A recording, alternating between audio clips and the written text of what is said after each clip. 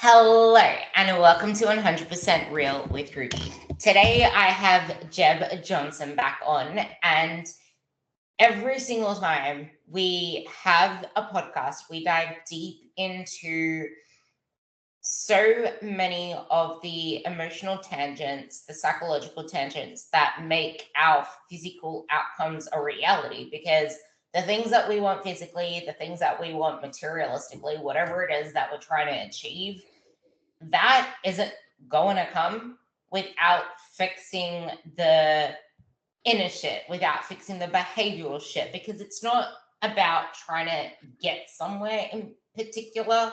It's more so what is stopping you from getting there. What are the actual obstacles? Because you can try as hard as you want, but why have you not succeeded in the past? There have been things stopping you there.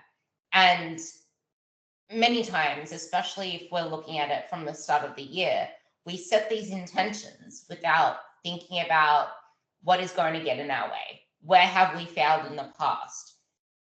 What has it actually been though? And I'm pretty sure a lot of it wasn't something that you kind of it wasn't unexpected. It was kind of an expected thing because it's a recurrence. But if you want to break that cycle, we need to strip things back to the bare fundamentals of, okay, so where are we self-sabotaging here?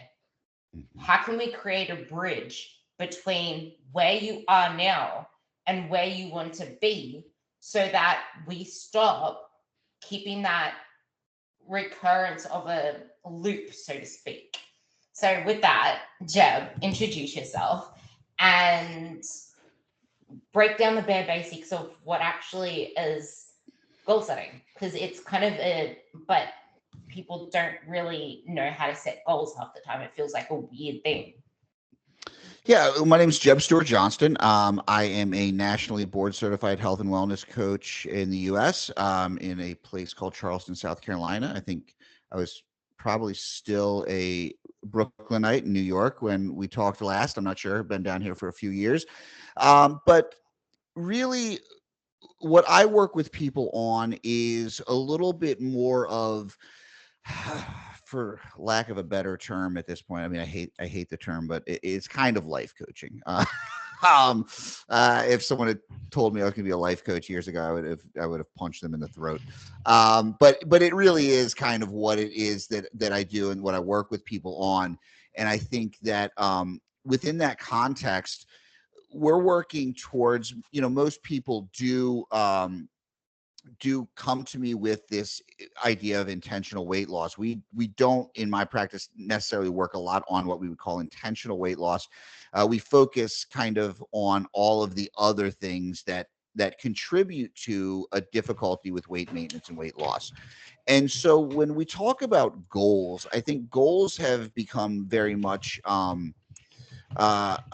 almost overly analyzed in some aspects in the fitness and nutrition space, simply because those of us that work in this industry are usually pretty like goal oriented. We're very good at setting outcome goals and then contributing the processes that get us there. And so for a lot of us, it isn't something that really seems like a difficult thing. But for a lot of people, goals have become, because I think a lot of the even health and wellness world gets goal setting from a kind of corporate business orientation, and that's where the SMART goals come from and all these things.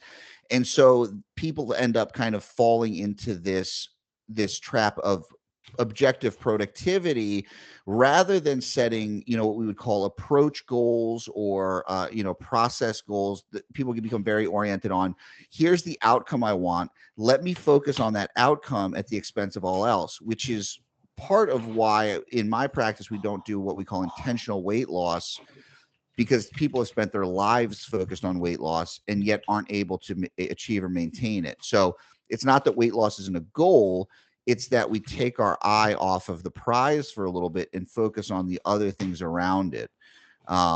And so when we talk about goal setting, and we'll kind of dive into that, I'm assuming here in the next hour, is can we start to look at it from a place of, rather than just this objective outcome, looking at how we can add things to our lives that will allow us the bandwidth and the ability to actually work towards those outcomes without, quote unquote, self-sabotage.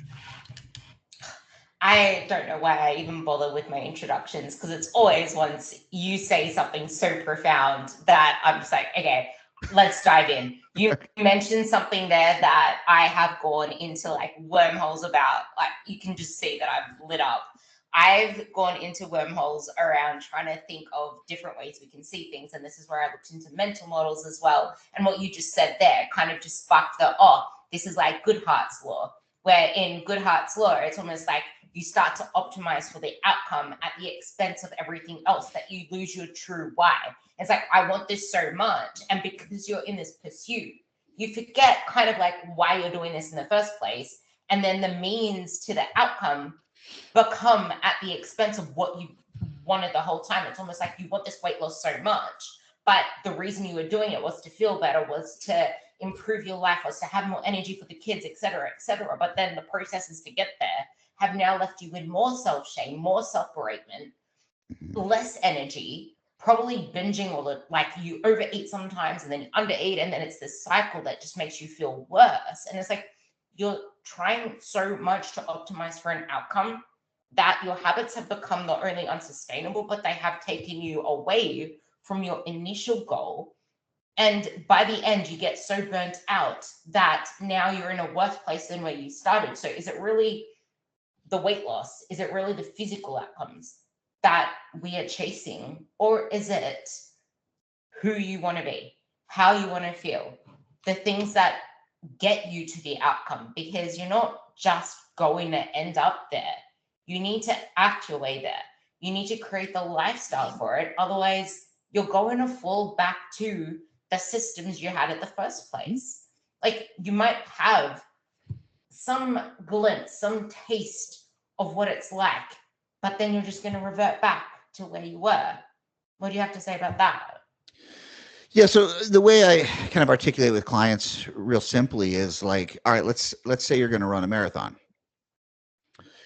And this, endurance athletes, I think, are some of the best examples of process orientation, because I would never run a marathon. It sounds terrible. Nothing about that sounds appealing. And people who are into it, like, they get off on it, right? So when you decide to run a marathon, the goal is to finish, but you have to forget that goal and think about the processes. Well, okay, what's the first thing you have to do? Well, you need to make sure you know how to walk, you know how to run, you got to buy some shoes. And then let's say and then you have to train. You have to build up your training over time and get to the point where you actually have the physical capability of running a marathon. And then marathon day comes. Every great runner, or actually even mediocre runner who's finished a marathon, will tell you the same thing. You're focusing on this mile, you're focusing on this pace, you're focusing on your breathing right now. If you sit there and focus on the finish line, you're never going to make it, because that's too daunting, it's too much. And so what we need to do is focus on the present, on the actions and the things that are going to eventually get us there. But setting a goal is just the first step. And actually trying to achieve a goal requires forgetting about the goal and focusing on the daily actions. And those actions have to be aligned with the goal. And that goal has to be aligned with your greater values, or you're not going to find pursuit of it long term. You can white knuckle anything for a month or 2 months or even 3 months. But as time goes on, we fall into, what we call habituation, which is things get old and we stop seeing the benefits and we stop seeing the drawbacks of what we're doing. And when that happens, if you don't have a guiding light, a North Star, a greater reason to do something, it's going to fall apart.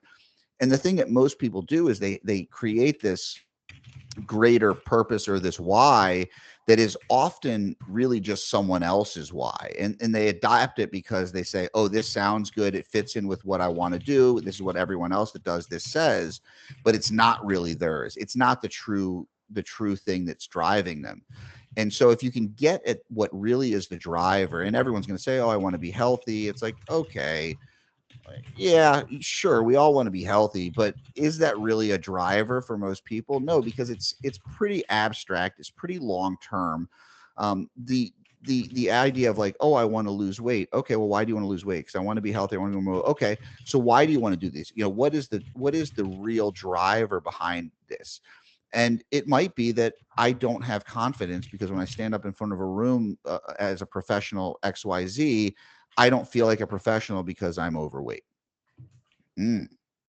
So can we start to develop confidence alongside that idea of weight loss instead of thinking that the weight loss is going to provide the confidence, right? Understanding that these two things might work in concert. They're not necessarily opposed, but sometimes the things that are required to achieve those goals might seem opposed. So how can we bring them into concert? How can we bring them into kind of an allied force? And that's really, I think, where a lot of goal setting, when we see New Year's resolutions, why do they fail? It's because they're almost always talking about what I'm going to stop doing this year, right? I'm gonna lose 20 pounds. It's like, okay, what are you gonna do? Right? Like, what is it that you're gonna do? Well, I'm gonna start eating right. I'm gonna start exercising more. Okay, that's gonna, how are you gonna eat better? What does that look like? How are you going to make sure that you're able to maintain that? How are you going to have the mental bandwidth? Okay, you're stressed out all the time. Is it realistic that you're going to be able to stick to a restrictive diet by being stressed? No. Okay, maybe we need to start looking at the things we can do to start to mitigate stress. You're lonely. Okay, how can we start to work on making real connection in the world? These are the things that are actually driving behaviors, because everyone will say, like, I work with people on emotional eating. Guess what? Everyone emotionally eats. It's part of life, and it's everyone will say, like, oh, I don't really have a problem with emotional eating. Well, maybe you don't have a problem with it, but you do it. Everyone does. We all have had that point where it's like, man, I'm stressed out. That bar of chocolate looks great. I'm gonna eat the whole thing.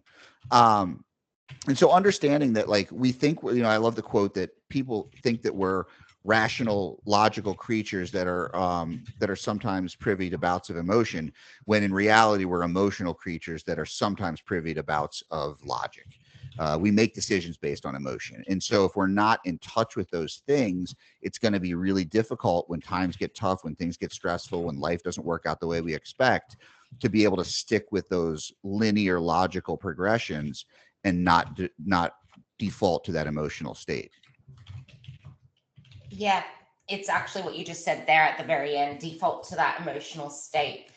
Because at first, I want to go back to the marathon thing. At first, I never understood why people brought up marathons and all of this. Like, when I read the Do Hard Things by Steve Magnus as well, I'm Great like, why book. the hell is he talking?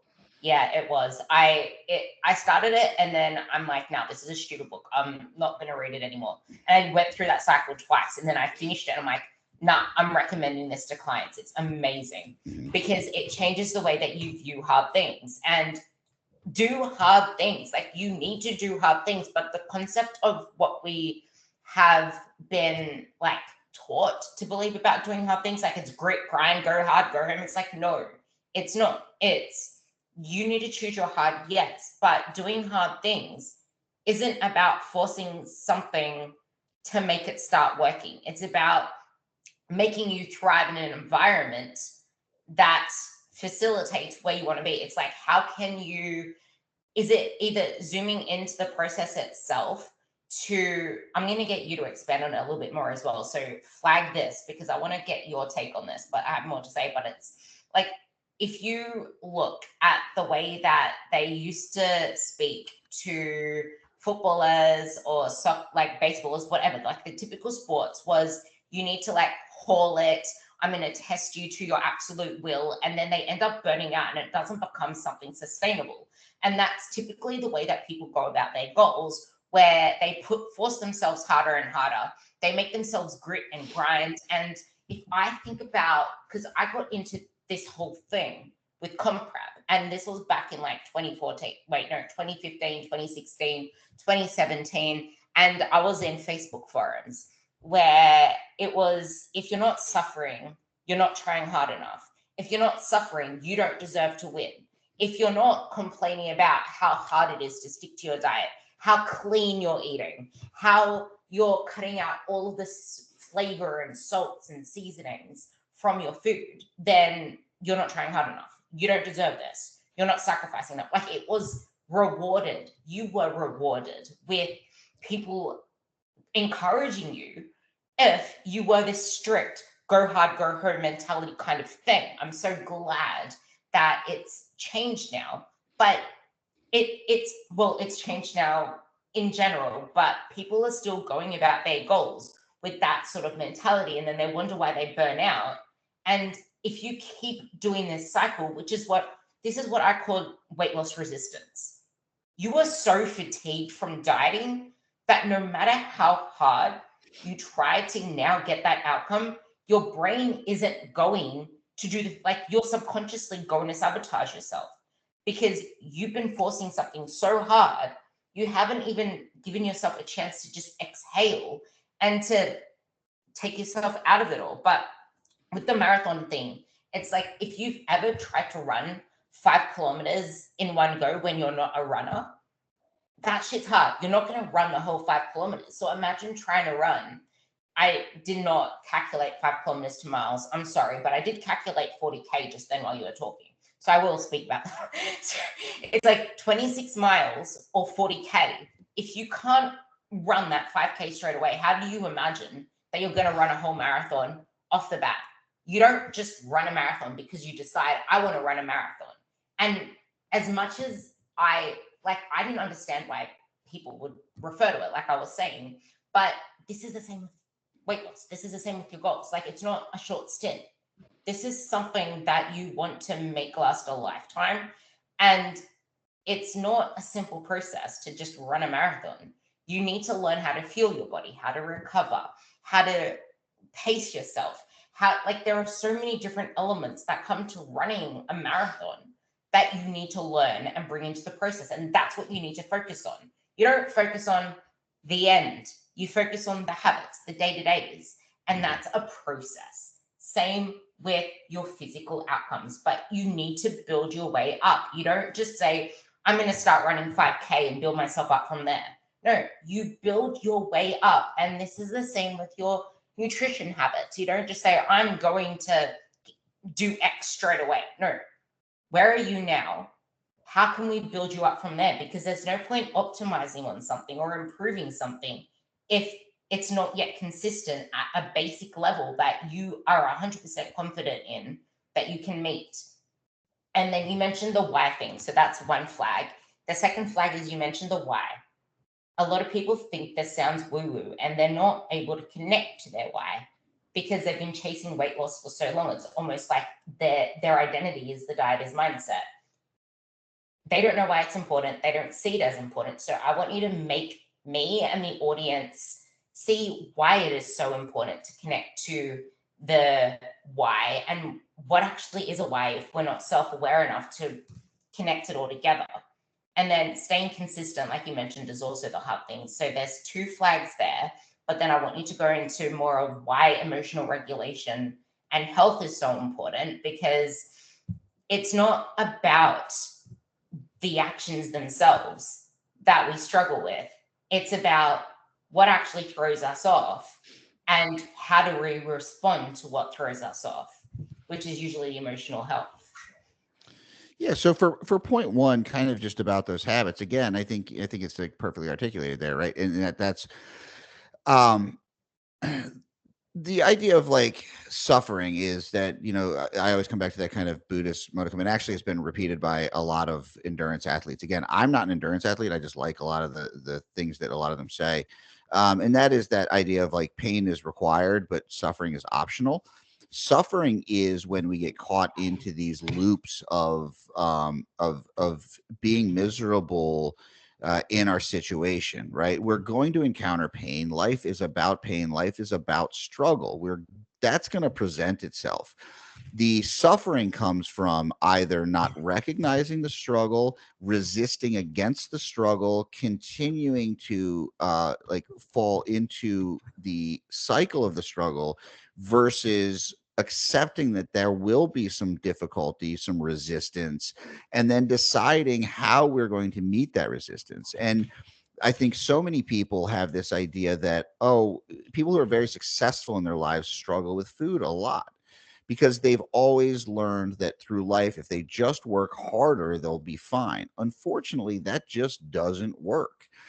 You can only work to your capacity. And when you actually have a life, kids, job, etc., spending an inordinate amount of time focused on something that is not directly seeing results in your life in terms of, does it get your kids to school faster, does it give you more time with your family, and like, so if you don't see that connection, and this is going to lead into the why, if you don't see that connection, you're not going to be able to sustain it long term.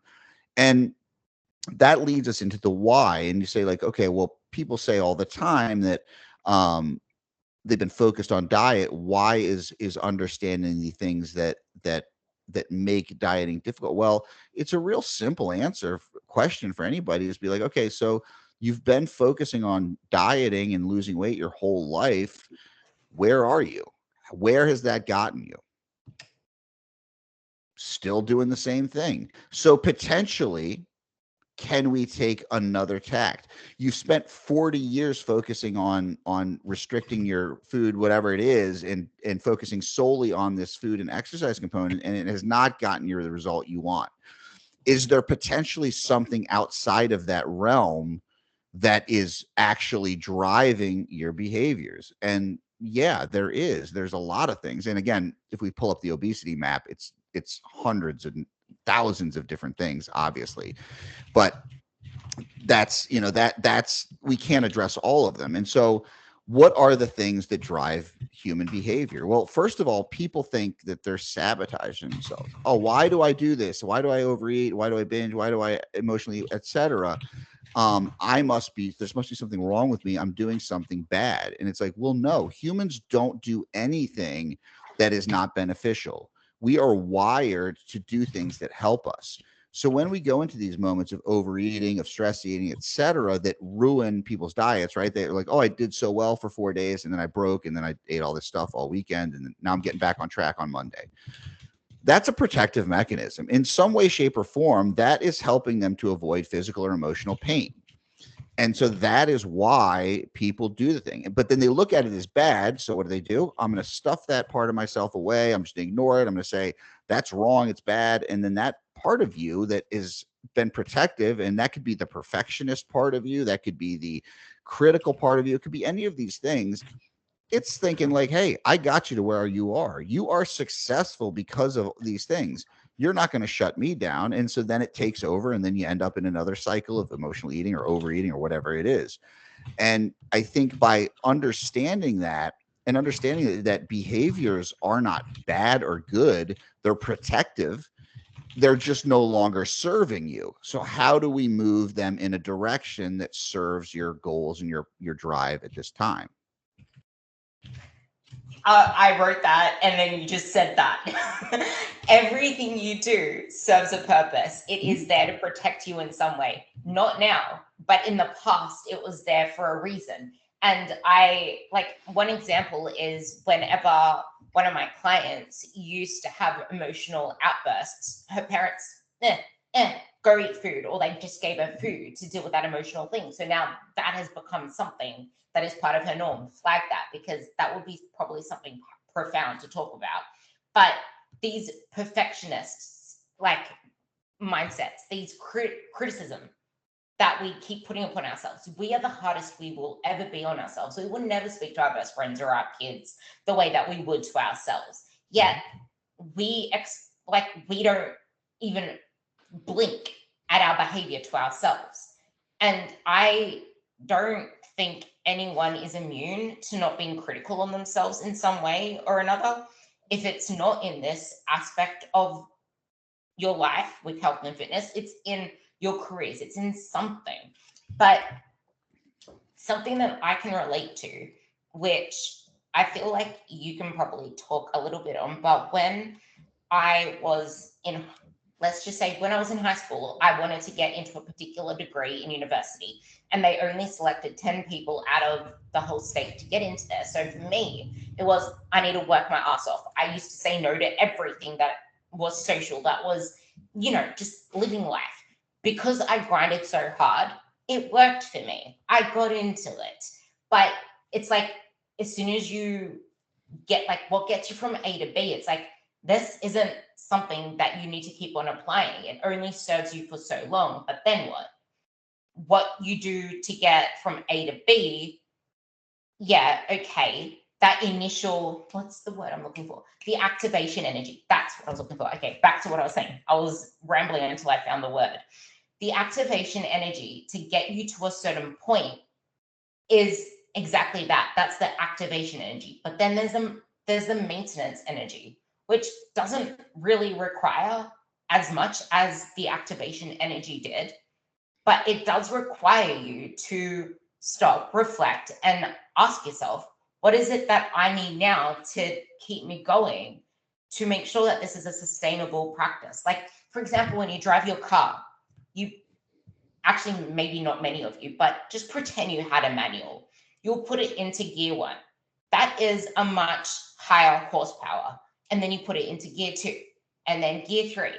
And they go down in horsepowers to allow your car to, just like not churn as much energy and fuck up your engine. That's the same with you, except most of you are redlining on gear one and you don't expect your engine to friggin' just. Yeah. So what I think happens is we think of our goal acquisition in the wrong sense, because we think about it as a finish line in anything. And there's only one finish line in life. And The after coffin. that, yeah, there's no more goals.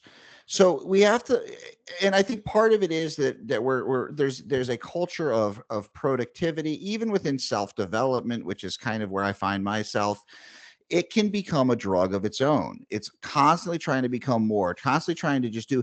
And in reality, we want to develop the self, we want growth, we want things, but we need to predicate that on our own set of values. And I think most people predicate their goals and their values on an externally mandated sense of what they're supposed to be. And so it feels very disconnected from who they are. um so what happens is we know through the stages of change that after maintenance there is a stage of relapse. Now what that can be is someone can get stuck in this cycle of going through the stages of change and relapse back to the beginning, but in reality that's not usually what happens. People make 5 steps forward and then they take that step back after the maintenance phase and they feel like they've failed. When reality, I like to look at it rather than this like just circular phase, is if people are doing it right, it's like concentric circles that move upwards. And as you move to that next circle, you are going to relapse a little bit because now you're at the bottom of a new stage of being, a new phase of your life. And so it feels like you're starting over, but you're at a new level. You're elevated from where you were. And so things feel difficult again, and it feels like you're starting over, but you haven't lost all the knowledge and the wisdom and the experience you've gained in the process. You have all of that at your disposal. You're not starting over from square one. Rather, you're at a new mile marker. You know, when you run that marathon, it's not about when you finish the 40 kilometers, you're done. It means that no, now you have a new race to run. But guess what? You're probably not going to start from the starting line of that. You're probably going to start, 5 or 10 kilometers back, because that's the requirement of what we have to do to learn the lessons that are going to be required to move through this next phase of development. People think that the relapse is the problem, but the relapse is how we can test our skills that we've learned over the process. If you never are tested, you're never going to know whether or not you can do it. And so I think, again, destigmatizing this idea of quote unquote failure or behaviors, and taking away the moralistic aspect of it allows people to look at their growth And then in turn, the struggles, the obstacles, and the failures, not as starting over, but rather a chance to practice. Because I call what I do a practice. I call what my clients do a practice. Everything is a practice. We're not in the Super Bowl. This isn't the last shot we have before they put us in the ground. This is just practice for tomorrow. And as long as we look at it like that, it takes the pressure off trying to win, and it just places on like, how can I practice a little bit better today? Yeah, it's about staying in the game as long as you can, but we take ourselves so seriously that we forget the fact that we forget our real reason we're doing this, that why thing. This is where the why comes in again. And Yeah. if you're not enjoying the process, what's the point? If you're miserable in the process, what's the point? If you just keep ending up in a worse place mentally because you keep putting so much pressure on yourself, is it really worth the goal? And this is where a lot of people give up, because it's like, this isn't worth it anymore. It's like, no, it's not the goal, it's the way you're approaching the goal, and that can be changed. And it could be the goal, because a lot of times people will create goals that are not in alignment with their values. And you can make a goal all day long and it'll fail because the intent behind the goal is wrong for you. And so like when we talk about weight loss, it's like, okay, that's like my clients sometimes be like, I know I'm not supposed to like want. I'm like, no, weight loss is a goal. I know it's a goal. I understand it's a goal, and it's fine to be a goal. It's the intent behind it that is going to drive whether that goal is appropriate at this time. Why do you want to lose weight, right? And when we can get to the real reason and we can start to get to the obstacles, then we can focus on the task at hand. But if it's always like, because I think that in some way, shape, or form, people are going to love me or XYZ is going to happen, well, there's going to be disappointment because you're going to get to that goal and then all of your life's problems haven't been solved. And you say, well, shit. And that's why we see so much recidivism. We see people that lose an extraordinary amount of weight and gain most of it back simply because they got to this point and they didn't see the benefits that they thought were going to happen to them, or they actually found negative connotations, right? And so we need to prepare ourselves emotionally and mentally for that in order to be able to maintain something that is a new state. It's a new state of being. And if you're not prepared for that, it's like anything else. You're gonna run into a pretty hard time. Yeah, and you said this in conversation where most goal setting is based on what others think, and we don't even realize it, or what, like, we don't see ourselves as we are, but how we want others to see us and perceive us. And people, like, we don't see ourselves as we are. And different people see us differently as well. Like, what some person's ideal or quote unquote perfect is different from the next person's, the next person. So if everyone has a different ideal perception of ideal, then what even is ideal? But we make it such a serious thing in our head that we need to get to XYZ so we can please XYZ, especially as women. It's like, well, I can't date unless I do XYZ, et cetera, et cetera. And then there's cognitive distortions on this because, yes, okay, it is the goal, because it's not like a goal is only bad if it's set with bad intentions or a bad like framing of it, or we aren't even aware about where is this goal coming from. And it's kind of like food. It's like food is only really good or bad if it's like, to me, it's not the food itself, it's what's the reason behind you eating it. Is it an emotional backlash that we haven't addressed, or is it an intentional mindful thing? Because you can eat the chocolate intentionally and mindfully and feel at peace with it, or you can have these emotional backlashes and then have guilt and shame and all that stuff around it, which then does make that bad for now. Well, and here's where I'll push back on that is, why do you have the guilt and the shame around it? Because you've associated those behaviors as bad, and they're not. They're protective.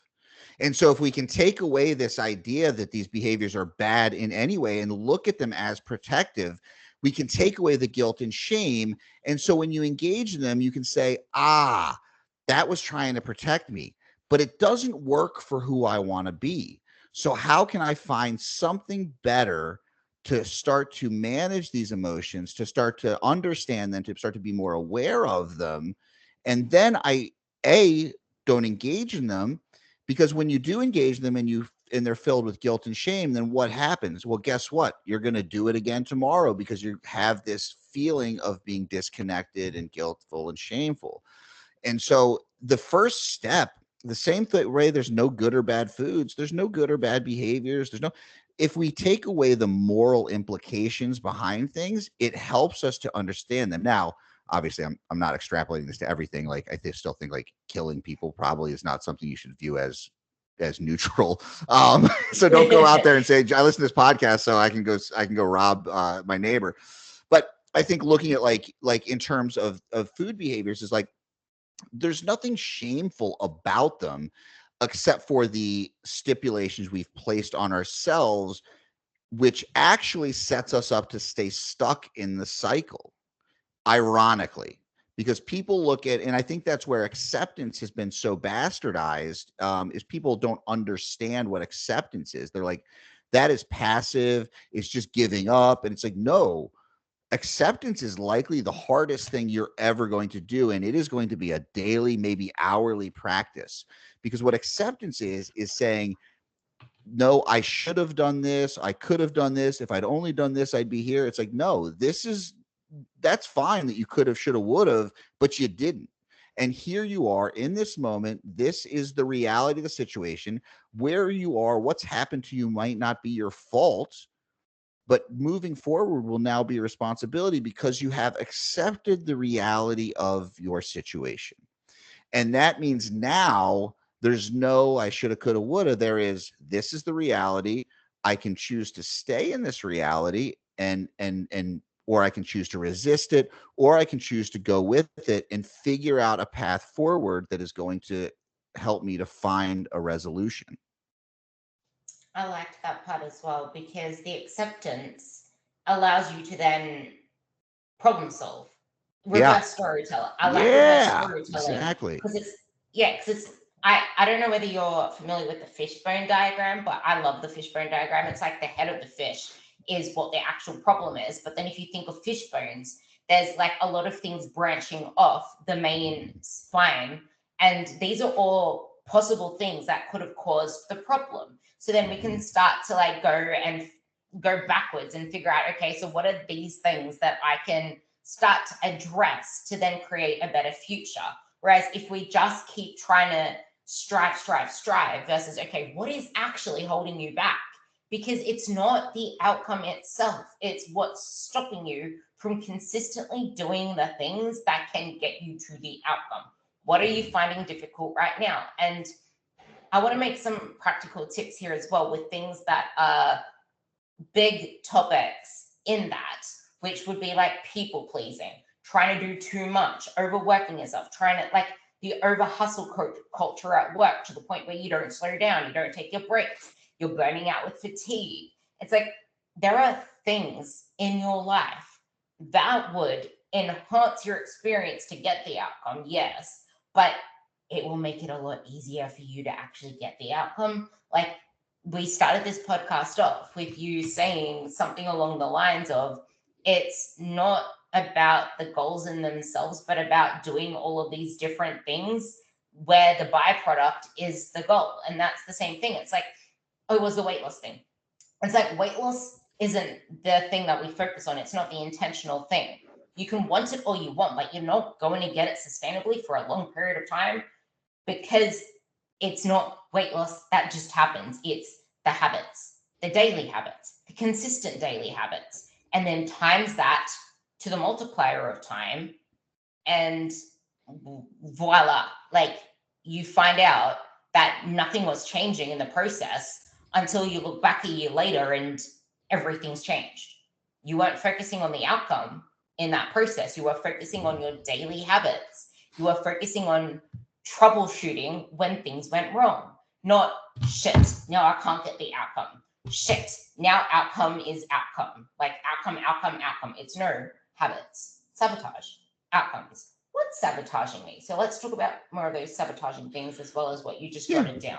Well, I think what most people will say is like when you say like, okay, well, what is the difficulty? What's the struggle? And it's like, oh, my problem is that I am, that I diet really, I do really well, and then I end up binging on a Friday night. I was like, so the first thing is I'll say is, well, actually, that's not the problem. That's the solution to the problem. That is how you are solving the problem of feeling out of control in a world that is out of control. You mentioned people pleasing. You mentioned, trying to do everything, hustle culture. What are all of these behavioral interdictions? They are attempts at control. And when we start to come to the realization that we can only control a very small amount of things in our lives, perfectionism, a level of control. You actually brought up your own personal um, uh, um, bout of perfectionism, of how to get into school. And Adam Grant actually had a really good post today, and it was perfectionists tend to do really well in school because you know exactly what it is that you have to study for. You know exactly what it is. You can put all the effort, all the eggs into that basket to get to that test and do really well. But the real world is not filled with expected tests or expected outcomes. And so in the real world, you're going to be faced with things that you are not able to prepare for. And if you're not able to do that in a perfect manner, you'll probably not pursue it. Now, that can be a superpower because it teaches you to not waste time on things that you're not good at. But there will come a time that you have to do something that you are not inherently good at. And most of the people that I work with that are really perfectionists are pretty good at a lot of things. And so when they're faced with a challenge like weight loss or whatever that is not in their wheelhouse, it's not their passion project, they struggle. And that is because they've been reinforced over their lives that this thing, this perfectionism actually helps them. And it has. And so why wouldn't they try to apply that to this other thing? And they see failure again and again and again. And why does it keep happening? And same thing with people pleasing. You're trying to control other people's reactions. You're trying to make sure that everyone else is all right. It's manipulative at its core. People look at it as being a martyr, as being this, this person who will lay down their life for anything. It's, I had a client one time who said, I would do anything for my kids, da, da, da, and I die for them. And I'm like, fine, but you don't have to go walk out in traffic and get hit by a bus just to prove that you would die for them, because that doesn't help anybody. All that ends up is they don't have a mom and you're dead. You wouldn't do that, would you? Well, of course not. I was like, but that's what you're doing when you say that, oh, I have to make 10 different meals for everybody to make them happy. And then I end up eating everything and I'm overeating. Well, or you could just be like, you guys are 20 years old. I'm going to make this. If you don't like it, you can go to the fridge and figure it out. Right. But it was an attempt to control the emotions of everyone else and therefore to feel that everything was in a happy place that causes that people pleasing. So while you're talking, I'm trying to figure out the solution to it and the reason behind it as well. And I'm feeling I want you to expand a little bit more on it, because I think that I don't know whether you see it as well as one of the really big things that women fall to, because they do you see it as like one of the main things? But yeah, so Well, they see it as a value. Yeah, I see it Right. as women don't know. Well, let's just say people who people please, they don't trust themselves to deal with the outcome of anything other or anything they can't control. So then they do everything in their power, kind of like weight loss. It's like you do everything in your power to not try to gain fat, but then trying to control it as much as you can leads to less control, and then you stay stuck in the cycle because you've been trying to have so much control that when there was no real structure that you planned for, you didn't know how to handle it. There was Brad Stulberg, Master of Change, something he says in that one is you need to have rugged flexibility. Like, Yeah. yes, you need to have the systems there, you need to have the structure there, you need to have your plan there to control, but the meaning of control, not really the meaning of control, but like in the context of real life, having some sort of plan, the optimal plan allows for you to be adaptable, to be resilient when life happens, because then it really isn't optimal if it breaks because you haven't learned how to make it more supple. It's just rigid, if that makes sense. Yeah, it's the old Mike Tyson quote. Everyone has a plan until they get punched in the face. What are you going to do when you get, and guess what? You're going to get punched in the face every day. You're going to get up, you're going to walk out the door, and something's going to happen. It's going to punch you in the face. And if you are rigid, you're going to fall right over. You're going to hit on the chin, you're going to go out cold. But if you are flexible, if you're malleable, and you realize that a plan is only as good as it goes, then you understand that that is like the idea that we're going to optimize everything in our lives. And I don't know. I think that's a wasted life personally, because cool, you'll live to 120 or whatever these guys say they're going to do, being just a fucking weirdo for 100 years. Like, okay, like, does that sound awesome? Not to me. And so and back to the idea of why are most women, people pleasers. I mean, society has pushed that, right? Like, I mean, you're taught from a very young age to not be too loud, to not be, to be emotional, but don't be, only emotion you're allowed to have is crying, right? Like that. Don't get angry. Don't be aggressive. Don't be upfront. Don't tell people your needs.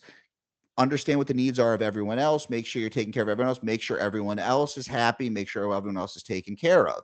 That's your role. And men face a similar thing, is like your only acceptable emotion is anger, right? And rage, and that's acceptable. So as we start to open up the range of emotions and being acceptable with dealing with those, it allows for a little bit more malleability in your response to those stresses. Yeah, and nothing is easy. I love the way that you said that as well. Like trying to learn trying to learn how to deal with emotions that you haven't really allowed yourself to feel or Yeah. to put into practice is a really freaking hard thing. And I Oh think yeah, with you a want to lot talk of about doing people, hard things? That's the hard thing.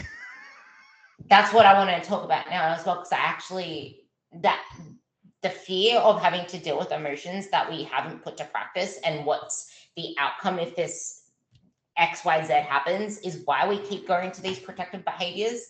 Mhm. But then some client said something to me that was extremely powerful that I think like it was just the other day and it's stuck with me. But she's just like, going for that walk was as hard as trying to avoid the vending machine. But it's like both are emotional things. And because we keep trying to work ourselves harder, we are in essence not doing the very things that are aligned with our values. So then we wonder why we feel this cognitive dissonance, this Yeah. emotional, like incongruency, which makes us Mhm. then repeat the same behaviors. Talk more on that. I mean, that's 100% right. Right right in line. Is that we all have to find our own personal best practices, right? Like I spent this past year really trying to be more curious. I opened up a lot. It was a very difficult year for me. Um, I allowed myself a lot more give. Um, and then like over the break, I just kind of didn't do much. I made sure to take some time off from work. I started to realize that for me, I actually feel less anxiety. I feel much better when I have a pretty like very direct schedule of like every hour of my work day at least is accounted for, and it's not accounted for in like, oh, I'm working at this time. It's like, no, this is the specific task that's dedicated to this hour. This is, and I would not in my wildest dreams, nightmares ever have anyone else do this because it looks psychotic. I'm the type of person though, because I'm just I got a little bit of the ADHD for sure, and it's if I don't do that, I end up like, oh, let's go play guitar, let's go make a sandwich. I don't have any idea what's going on, and so for me that works. For someone else, that would feel super restrictive, and it would make them shut down. And so I think understanding yourself and understanding that it's not about shutting emotions out. It's about allowing them in, but not being controlled by them. Because emotions are simply all of our prior information directed in order for us to make decisions. We always want to talk about logic. Logic is great, but logic sucks at making decisions. Logic gives you all of the options, and it is linear, and it is slow, and it is very direct. Emotions make decisions immediately. And so if we're not aware of them, we're not even aware of the power that they have over what we are doing day to day, hour to hour, minute to minute. As we build that awareness of them, we can stop looking at them as bad or good or whatever, and also not seeing them as us. Our thoughts and our emotions are things that we utilize to make decisions and to move forward in the world, but that's not who we are. And that's why things like meditation and breathing exercises are so important, is because that helps us to understand this, what Freud would have referred to as the ego versus the self, right? Like the inner self versus this kind of ego self that is made up of our thoughts and our activities and all the things that people want us to see versus who we are. And so that incongruence is when that outside thoughts and emotions overtake our personal self, our inner self. And so understanding that we can work with those things and we don't have to fight against them or be controlled by them.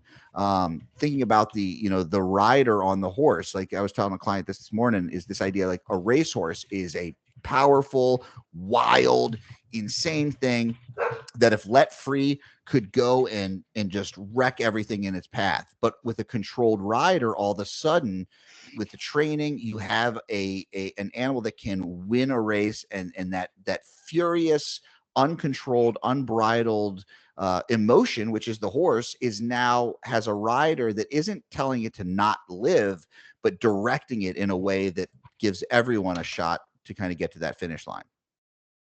It's kind of like with dogs as well. You have to train them to. Yeah, mine are out there barking because she's mad that I'm inside with my door closed. Yeah, I just, whenever someone comes, my dogs always go crazy as well. And that's the thing, like something you said there that I think was actually powerful is when you allow yourself to not be controlled by external outcomes, that is, well, you're going to be influenced by them all the time. Mm-hmm. But it's how are you going to then let that dictate your next decision? And this goes back to that acceptance piece as well. But for me, it's like most people don't realize that they lack so much self-awareness. And I feel like the most successful clients I have are the ones that prioritize building up their self-awareness. But this is where the barriers come in. This is where focusing so much on the outcome will never get you there. Because it's like, okay, where are the barriers? The barriers are this very thing around self-awareness. But what's stopping you from working on your self-awareness? I don't have time to do X. I don't have time to do Y. I'm too busy with work. I don't have time to take a break for myself. They're all protectionist things to control an outcome, but there's something that I wrote down ages ago because I went looking for your name in my Google Docs because I always create files with podcasts. So I don't know when the heck you said this, but it's my favorite. So your inability to manage them. Obviously, I think that was talking about emotions and et cetera, et cetera. You feel out of control, so you reach for something to help you feel in control. And then when that no longer works, because obviously the outcomes have caused you more pain, because usually when you go for food, it's like, yeah, it worked then, but then 10 minutes later, 10 hours later, that's not working. So then you look for control elsewhere. And then food, et cetera, that's short-lived. So then ask yourself, why do you keep trying to control the world from the outside? Why aren't you addressing the actual causes? And something you said, I got told to read them out. I've only just started reading literally January last year. And now I'm going to ask you for books at the end of this as well. Because I think self-development and reading books like this is where it's like, are you going to create time to allow yourself to become the person you want to be? Because self-development and building the awareness of just getting different perspectives, making you think differently is probably the best thing you can do for your physical outcomes. Like weight loss isn't the goal. It's a means to the end goal, and being more self-aware and bringing your life in and experiencing life to a greater level, to a greater degree, because of the ability that you're able to have all these different thoughts and perspectives. And just reading has opened up my world so much. And it can do just even listening to podcasts, just having other things that make you think differently. Amazing. But yeah, back to that. It's the mountain is you was kind of like the mountain isn't that the eating, the overeating, the this, that, the other. The mountain is you. Like there is a reason you are doing those things. Those things are there because you haven't addressed something in the past. You haven't addressed something that's beyond the physical manifestation of whatever it is that's stopping you from getting you to where you want to be, because anything is possible if you figure out why you keep doing the things that keep getting in your way. Like, why are you finding this really hard? What is stopping you from going out on your walks? Why do you keep going for your consistent walks for 1 week and then going back to old behaviors the next week? Like, what are those things? And then why are you doing those things? And maybe there's more. Why are you doing those things? Going back to the fishbone diagram. I want you to talk about that because I think you can go on for ages about that.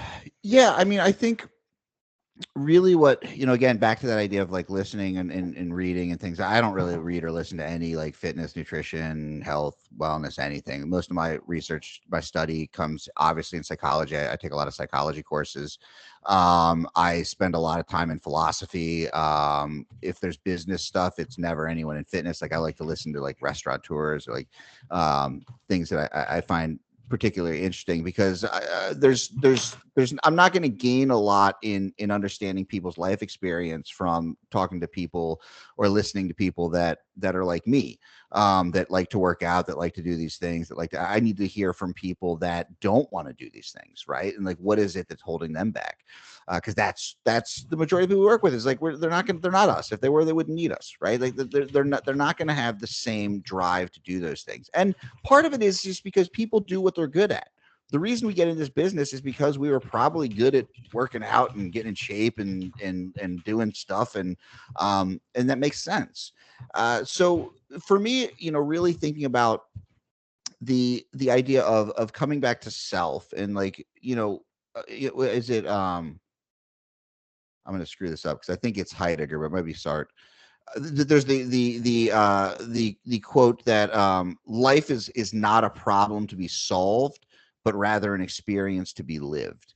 And when we go through our lives just thinking about it as being this problem, this math equation that if we just figure out, we'll get it, we lose out on the experience of all of it that is beautiful. The pain, the struggle, when we can reframe that as beautiful reminders of why life is important, those things become much less about woe is me and more of, look what I've been able to go through, look what I've been able to do. Like when I'm handed these things, I mean, I look at, the one of the best days of my life was when I was going up to my cousin's wedding in New York, and I had this presentation I had to give. My flight got canceled. I ran across the airport to another flight deck. I bought a flight to DC, flew up to DC, jumped on a train, gave this presentation from my laptop with my Wi-Fi from my phone, made it to New York, and walked into the restaurant my cousin was having his rehearsal dinner at, like 10 minutes before it started, got changed in the bathroom, walked in, and everyone's like, oh my God, are you okay? Like, I'm like, are you kidding me? Like, I just Jason Bourne that shit. Like, this was the best day ever. I was like, everything that stacked in front of me that was telling me I wasn't going to make it, and I did it. It was like, that was the best. Now, not everyone operates like that. I'm a little bit crazy. I understand that. But like, that to me is the beauty of life. I had, like I said, I had a really, really, really tough 2024, and it's probably the best year I've ever had, because it forced me into really uncomfortable places and forced me to look at things that I had not looked at. And it came out of it, and it was like, wow, I'm super thankful for the struggles that were placed in front of me and allowed me to grow because of it. I think that was the theme for 2024 for so many people. It's that whole planting the seeds and building that awareness there, because something that you said there as well, I just realized that that's kind of what my passion is with my clientele as well, in a sense of, when you realize that you can lift more than you imagined in the gym, when you put more weight on the squat rack or more weight on the deadlift or more weight on anything, and you lift that thing, the confidence you get from that holy shit, I can do hard things, that it's not about the lift. It's a whole mindset. It's everything. And when you factor in that feel good to doing hard things, to doing something that you didn't want to do, that inertia, when you break that inertia over and over and reward yourself for it, but actually like pause and give yourself credit for that. Like, many of us don't do that. And I heard Adam Grant speak on a podcast where he said that he never rewarded himself for writing his first book. Oh, that's just what writers do. We write books. Well, yeah, but you just wrote a book. Like, reward that shit. Yeah. For me, I never want to do my sprints. Like you said this before as well. Like, so many of us avoid hard things. They're not comfortable. We want to be comfortable. We want to do things that are in our comfort zone. We don't want to face something that challenges us, that is difficult. Nothing is easy. You need to choose your hard, but if it's not attached to a deeper why, you're not going to have something to make you want to do that. But sometimes we don't want to do those things that lead us to our outcome. It's like, yeah, we want this, but we don't want to do the things that lead us there because we're not really seeing the connection to it. Like health. Okay, well, how is this going to benefit your health? And then how does that benefit your end goal? Like, try to make the connections so that it makes you more likely to do the thing, because once you understand why you need to do the thing, then voila. But sometimes there are things that we're just not going to want to do, but we need to do them, because if we don't do them, then the outcomes are going to be worse, so to speak. And then that definitely takes you away from anything that you would want. But I know that we're kind of coming up on an hour. Yeah. Yeah, and with that, like, I think that's a really good kind of place to close it up there, is I do have to run to a client call. But I think just that idea of, at the end of the day, focusing on what you can add to your life in terms of daily habits and actions will benefit you far more in getting the goal than focusing solely on the goal itself. What a way to end that. I am going to make sure that I clip that last bit out. That part, like literally, that again. Say it one more time. If you can start to think about what you can add to your life, rather than obviously what you need to take away, you can start to focus on the things that are actually going to matter on the day to day versus just focusing on the outcome, which just will continue to look further and further away if you aren't focused on the present and now. Thank you. I love that. And I just wanted people to hear it twice, because I'm hoping that just hearing the word adding made you feel so much better within yourself versus the constant restriction over and over. So with that, thank you so much for coming on. Thank you so much for this conversation. And I really hope that you guys listening to this benefited from it. There is foodonyourmind.com. foodonthemind.com. And I should say, if you're a fitness professional, I am going to be opening up a mentorship and potentially a course in the new year, in this coming year, focused on helping your clients to move through emotional eating struggles or any kind of obstacles you might have with your clients. So if you do sign up, you can sign up for my email list on my website, or even just shoot me a message on Instagram. That's where I kind of live, is Instagram and in my email. Maybe that could also benefit people that are deep in the woes of emotional eating too, to see it from a different perspective. Yeah. So foodonthemind.com, and I'll also link Jeb's Instagram down below as well. But if anything else, he sends out little snippets of newsletters from that website that I just mentioned. So go check that out. Have a little snoop to see if anything on there relates to you, because emotional eating, like Jeb said, we all do it. It's just to what extent, and is it actually sabotaging our goals, or is it just there that doesn't really take us away from our outcome? It's just we need to become more aware of it and bring more meaning to it in some sort of sense. Like, what message is it sending you? What is it trying to teach you? So with that, thank you so much. I know you need to run, and I hope everyone benefited from this. Thank you very much. Bye.